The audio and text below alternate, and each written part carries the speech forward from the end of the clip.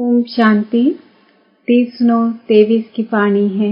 मीठे बच्चे, तुम्हारा दिमाग खुशी से सदा भरपूर होना चाहिए, क्योंकि तुम अभी बाप के समान मास्टर नॉलेजफुल बने हो। प्रश्न: तुम बच्चे 21 जन्मों के लिए किस आधार पर माला माल बनते हो? उत्तर: संगम पर तुम डायरेक्ट बाप को अपना सब कुछ देते हो, सब बाप के हवाले कर देते हो। इसके रिटर्न में तुम 21 जन्मों के लिए माला माल बन जाते हो। बाबा कहते, इस समय तुम्हारे पास जो कूड़ा किचड़ा है वह मुझे दे दो। मरने के पहले अपना सब कुछ ट्रांसफर कर दो, तो भविष्य में उसका रिटर्न मिल जाएगा। गीत। ओम नमः शिवाय। ओम शांति। सालिग्रामों प्रति शिव भगवान उवाच। रूहानी बच्चों प्रति रूहानी बाप समझा रहे हैं। अभी तुम बच्चे जानते हो, यहाँ हमको आत्मा समझ बैठना है, न कि शरीर। और सारी दुनिया में एक भी ऐसा मनुष्य नहीं है जो यह समझते हो कि आत्मा क्या है। आत्मा को ही नहीं जानते तो फिर परमात्मा को भी कैसे समझेंगे?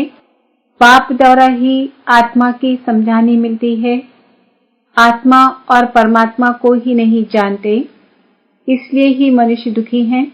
अभी तुम बच्चों को यह मालूम हुआ है कि इस ड्रामा की अथवा कल्प वृक्ष की आयु 5000 वर्ष है। यह तो समझते हो, उन्हों का बीज अगर चैतन्य होता तो बतलाता ना कि मुझ बीज से झाड़ ऐसे पैदा हुआ। अब वह तो है जड़, यह चैतन्य एक ही मनुष्य सृष्टि का वैरायटी झाड़ है। तुम बच्चों को अभी सारी नॉलेज है। तुम्हारे में भी नंबरवार पुरुषार्थ अनुसार शुरू से लेकर अंत तक सारे झाड़ का ज्ञान मिला हुआ है। जैसे बीज में सारे झाड़ का ज्ञान होता है, यह बात है चैतन्य बीज रूप। गाते भी हैं, परम पिता परमात्मा सत्य चित आनंद स्वरूप है। निराकार की महिमा गाई जाती है। उनकी महिमा सबसे बिल्कुल ही न्यारी है। मनुष्य तो कुछ भी नहीं जानते हैं। बल देवताओं को यह वर्षा यहाँ से ही मिलता है, परंतु उनको भी वहाँ यह ज्ञान नहीं रहता। वंडरफुल बात है ना। यहाँ अभी तुमको सारा ज्ञान मिलता है। बुद्धि में नॉलेज है। यह सृष्टि चक्र कैसे फिरता है। बाप आकर के नई राजधानी स्थापन करते हैं। तुम इस ड्रामा के एक्टर्स हो। सिर्फ तुमको ही ड्रामा के आदि मध्य अंत, रचता और रचना का ज्ञान है, और किसको है नहीं। न शूद्र वर्ण को यह ज्ञान है, न देवता वर्ण को यह ज्ञान है। कोई सुनेंगे तो वंडर खाएंगे। मनुष्य कहते हैं यह त्योहार आदि जो मनाते हैं वह परंपरा से चले आए हैं, परंतु बाप समझाते हैं सतयुग में तो यह होते ही नहीं। त्योहारों को कोई जानते ही नहीं। अभी तो कहते हैं ना, ये दशहरा दिवाली आदि त्योहार आने हैं, वहां तो ये कुछ भी याद नहीं रहता।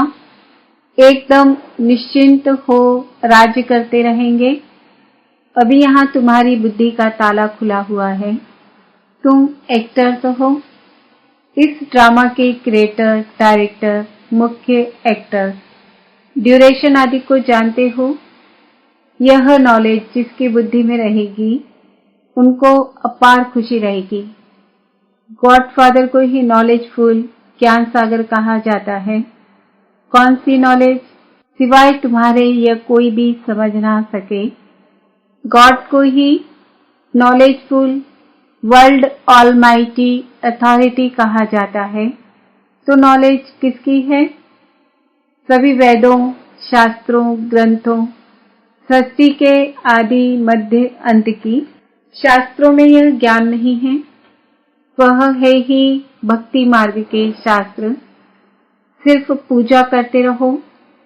बाकी रचयिता और रचना की नॉलेज कुछ भी नहीं है।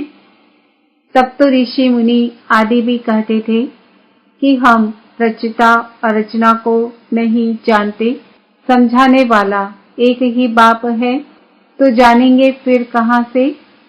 अभी तुम बाप द्वारा सुनते हो, फिर यह नॉलेज प्रायः लोप हो जाती है। यह नॉलेज सिवाय तुम बच्चों के और कोई नहीं जानते। तुमको कितनी बड़ी नॉलेज मिलती है, तो तुम बच्चों को कितनी खुशी होनी चाहिए। वह लोग डॉक्टरी आदि पढ़ने के लिए, सीखने के लिए विलायत में जाते हैं। तुमको तो यहाँ ऐसा बनाते हैं जो वहाँ यह डॉक्टर आदि होते ही नहीं। बेहद का बाप जो नॉलेजफुल है, उन द्वारा हम सब कुछ जान जाते हैं। उनकी हम संतान हैं, तो ज्ञान से दिमाग कितना भरपूर रहना चाहिए, कितनी खुशी होनी चाहिए। ऐसी कोई चीज नहीं जिसको हम ना जानते हो। वह लोग जो कुछ पढ़ते हैं वह तो कुछ नहीं है। भक्ति मार्ग के शास्त्र आदि कितने पढ़ते हैं, परंतु यह तो कोई नहीं जानते कि यह सृष्टि चक्र कैसे फिरता है। तुम बच्चे अभी मास्टर नॉलेजफुल बनते हो। नटशेल में तो सब जान चुके हो। बाकी सिर्फ आत्मा जो तमो प्रधान है, उनको सतो प्रधान बनाना है। कोई है जो तमो प्रधान से तमो बने होंगे, कोई तमो से रजो बने होंगे, कोई रजो से सतो बने होंगे। सतो प्रधान नहीं कहेंगे। सतो प्रधान जब बन जाएंगे तो नंबरवार पुरुषार्थ अनुसार कर्मातीत अवस्था आ जाएगी। फिर तो नई दुनिया चाहिए राजाई के लिए। इसलिए पुरानी दुनिया का विनाश होता है। जब यह यज्ञ पूरा होगा तो सारी पुरानी दुनिया की आहुति पड़ेगी।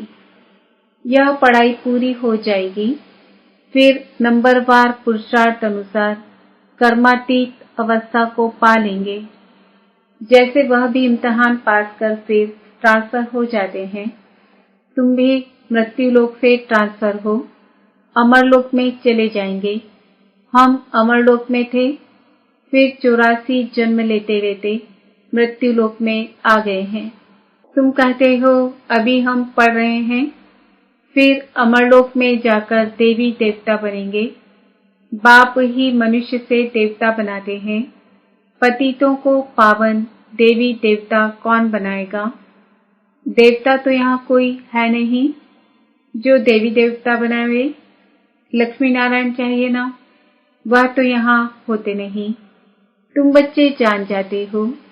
इस समय बाप ही आकर पढ़ाते हैं, स्वर्ग का राज्य भाग्य देते हैं।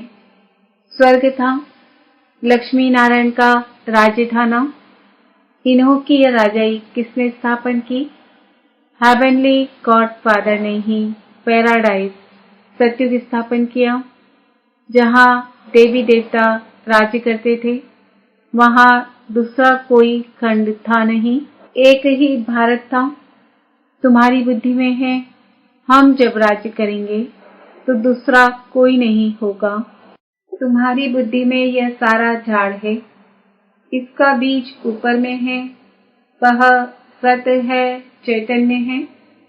आत्मा भी इम्प्रेसिबल है, बाबा भी इम्प्रेसिबल है। जो बाबा में ज्ञान है वह तुमको सुनाते हैं। सारा झाड़ खड़ा है, बाबा ऊपर में है। इस समय मनुष्य तमो प्रधान कांटे हैं।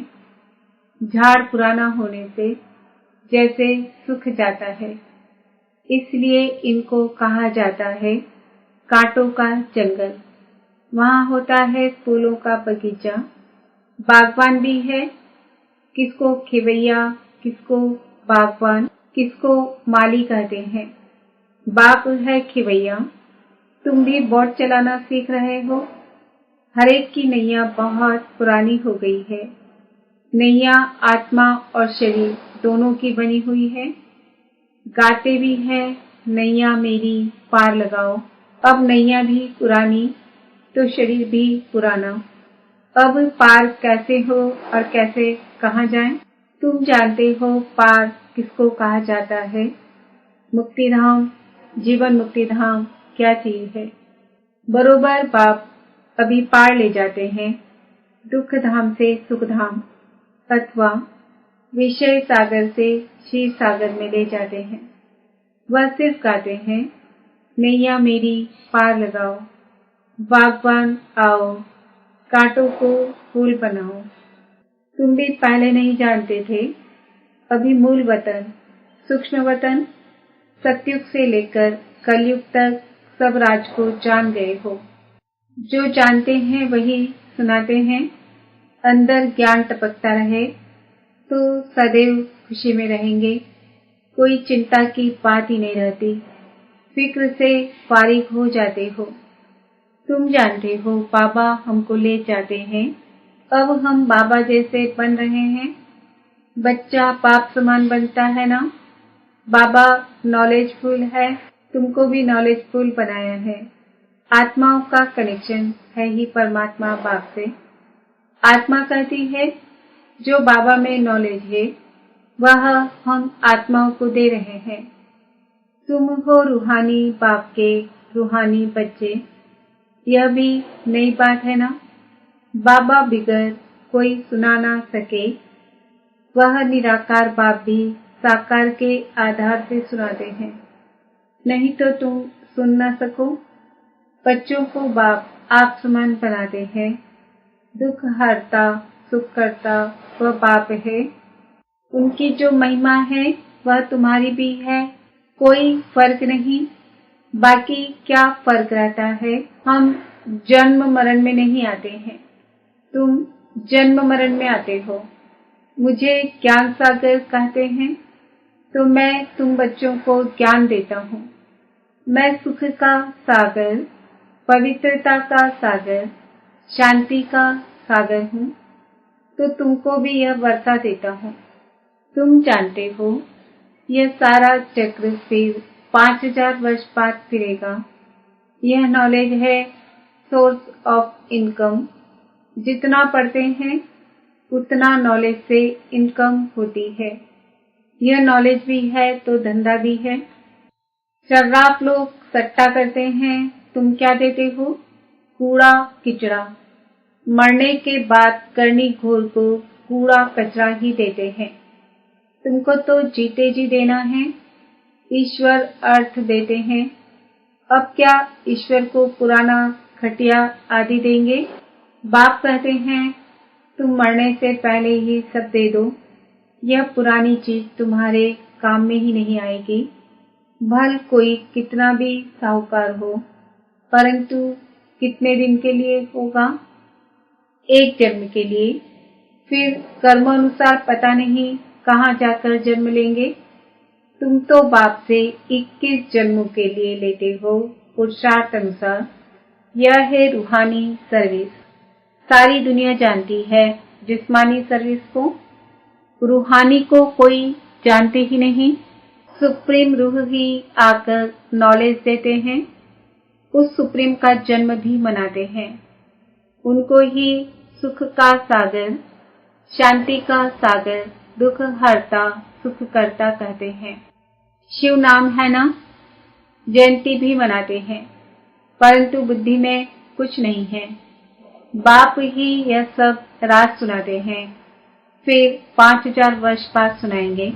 यह ज्ञान सत्युग में नहीं होता, क्योंकि आत्माएं सतो प्रधान है। ज्ञान से ही वह ऐसी बनती है। यह नई बातें है ना।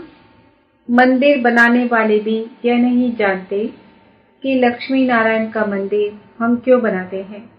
उन्हों को यह राज्य किसने दिया, कैसे यह पद पाया।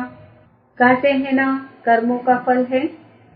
अभी बाप बैठ कर्म अकर्म विकर्म की गति का राज समझाते हैं। उन्होंने भी यह नॉलेज सुनी होगी। है ही भगवान उवाच, गीता से ही आदि सनातन देवी देवता धर्म की स्थापना हुई। वहाँ बहुत थोड़े मनुष्य होते हैं, बाकी सारी पुरानी सृष्टि कहाँ गई। जरूर विनाश हुआ होगा। महाभारत लड़ाई भी गाई हुई है। गिरधर कविराज कहते हैं, अब गिरधर तो कहते हैं श्री कृष्ण को। कवि कौन है? शिव बाबा को कवि कहा जाता है। कवि अर्थात सुनाने वाला। तुम जानते हो आफतें आदि बहुत आनी हैं। पुरानी दुनिया के विनाश के लिए क्या क्या चीजें बना रहे हैं। यह वही महाभारत लड़ाई है, जबकि भगवान ने आकर रुद्र ज्ञान यज्ञ रचा है। भगवान यज्ञ किस लिए रचते हैं? यज्ञ रचा ही जाता है सुख शांति के लिए। बाप सभी का दुख हरता सुख करता है। तो इस ज्ञान यज्ञ में सारी पुरानी सृष्टि स्वाहा हो जाएगी। तुम जानते हो हम ब्राह्मण यज्ञ के सर्वेंट हैं। हम ब्राह्मण ब्रह्मा के सच्चे मुख वंशावली हैं। तो बाबा जो मुख से कहे वह मानना पड़े। श्री श्री की श्रेष्ठ मत से ही हम श्रेष्ठ बन रुद्र की माला का दाना बनेंगे। सिजरा बनाते हैं, वासवानी सिजरा, कृपरानी सिजरा। तो ऊपर में है शिव बाबा, उनका ही निराकारी सिजरा। निराकारी सिजरा वह फिर साकारी सिजरा होता है। पहले नंबर में है प्रजापिता, तो वह हुआ जिस्मानी और वह रूहानी। रूहानी बाप आकर प्रजापिता ब्रह्मा द्वारा रचना रचते हैं। उनको बुलाते ही हैं, है पतित पावन आओ। पुरानी पतित दुनिया को पावन बनाने आओ। नई नहीं बनाते हैं, प्रलय होती नहीं। तो यह वर्ल्ड की हिस्ट्री ज्योग्राफी रिपीट होती है। 84 का चक्र फिर से शुरू होता है। बेहद के बाप से बेहद की नॉलेज मिलती है, बेहद का वर्षा मिलता है। बेहद के बाप को सब याद करते हैं। हे भगवान कहते हैं ना, हे ईश्वर, हे प्रभु कहने से कोई चित्र याद नहीं आता, निराकार याद आता है। कहते भी हैं कि भगवान को याद करो। फादर है ना, हम सब हैं ब्रदर। आत्माओं के लिए कहते हैं सब ब्रदर्स हैं। सब पुकारते हैं, हे पतित पावन, दुख हरता सुख करता, है लिबरेटर आओ, हमको गाइड करो। घर भूल गया है, याद है परंतु हम जा नहीं सकते हैं। योग लगाने से जैसे ग्रह पड़ता जाता है। आत्मा अविनाशी है ना, तो आत्मा की ज्योति सारी उजाई नहीं जाती है। तो अब योग बल का घृत डालना है सदैव के लिए। फिर दीपमाला सोजरा हो जाएगा।